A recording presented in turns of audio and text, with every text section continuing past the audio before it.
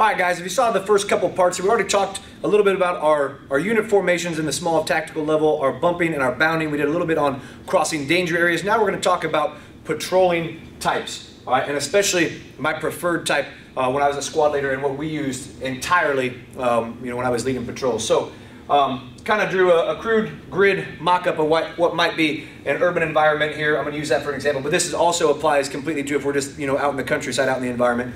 Very same thing. So I want to state is typically when we talk about patrolling and with the units, especially Army units that we replaced when we were there on my second deployment, we see a lot of, and everybody's always taught the tactical column method of patrol. So if we've got a Marine Corps squad, for example, we've got 3 fire teams, 13 guys total. So you're going to have first fire team, second fire team, third fire team in a line, and we're patrolling down these streets. So for example, if our patrol route took us up these streets and over here and doing that, we've got our tactical column. The tactical column is the very simplest method of patrolling in the urban environment, and it gives you good, easy observation, control, and communication within your small unit. But the thing that I noticed right away when we replaced one of the units that we worked next to and replaced in Iraq was the tactical column gives you almost no ground coverage whatsoever when you're patrolling. What I mean is, for example, if we're moving down the road and we're in tactical column, we are on both sides of the road. My observation is limited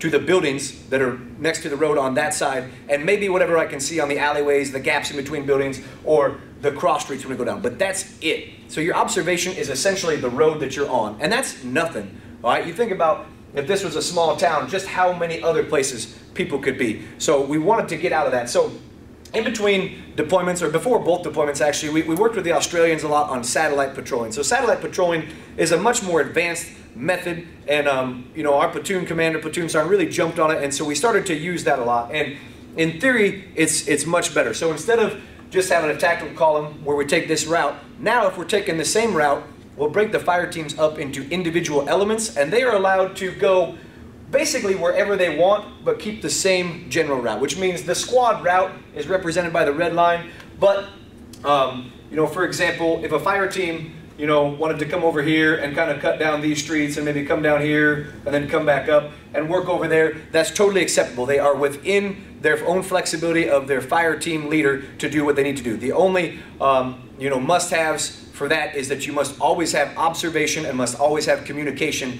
with the unit when you're doing that. If you lose either of those two things, you must have a backup plan to reestablish either visual or audio comms and continue on. So in theory, satellite patrolling, really great idea. You cover much more ground, it's more flexible, it lets the fire team leaders be leaders and kind of go out and do their own thing while they're keeping themselves nice and tight and still keeping good communications and visual with the squad leader and everything like that.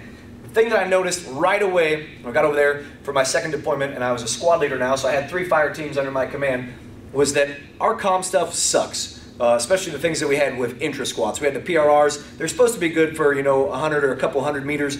Could never get communications. One of the very first big satellite patrols we went on, I lost communication with one of my fire teams for a little while. They never ended up being more than about 150 meters away. Couldn't communicate to them, so I ended up just running around until I found them and brought them back, and we had to adjust. And that really kind of spooked me, just because it's not that I thought that they all got captured and their heads cut off or something like that, but when you're in charge of multiple small elements, you have to keep the command of them, for safety, especially when you're talking to unit commanders and stuff like that. So the adjustment that we made, and I'm not the only one, there's a couple other Marines that I served with who eventually ended up doing the same thing, so I know it's a good idea if these guys come up with it, because they're also pretty smart, was what I call a bounding Overwatch type of satellite patrol. So what that means is now, instead of all 3 elements moving separate of each other within a given route, now what I would do is I would punch out one of my fire teams as soon as we went out for the patrol. So I would usually even punch them out 5, 10, or 15 minutes before the rest of the squad.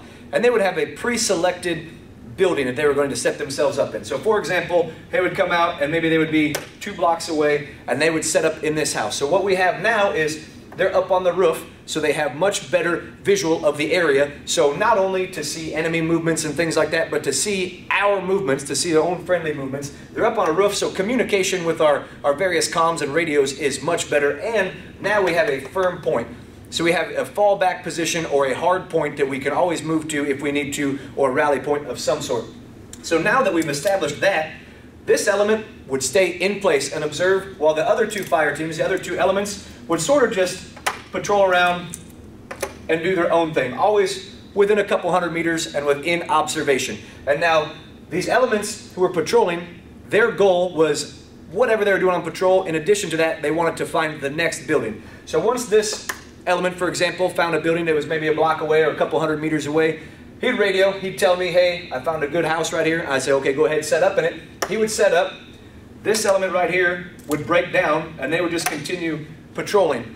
And we would go on and on like this. So we always have observation, always have comms, always have a fallback position, always have a position of strength, and we cover a ton of ground. Super, unbelievably effective method of patrol. Like I said, it's just going to continue on. So now, this element, same thing. He finds a spot up here. Oh, hey, I got a good spot up there. All right, go ahead, move in there. You know, team one, you're good. Go ahead, move down. So he just continues doing whatever it is he's doing. So the advantages of this, we cover lots of ground, we have better comms, better security, and the amount of stuff that we could do and observe and accomplish on patrol was just astronomically higher than the shitty old tactical column stuff. Now, I know I used it in Iraq successfully. A buddy of mine used it successfully in Afghanistan with his sniper team, so it's a very effective element. All right, so again, keep paying attention. We're going to talk about more of this stuff, guys. So remember, only the hits count, and you can never miss fast enough to catch back up.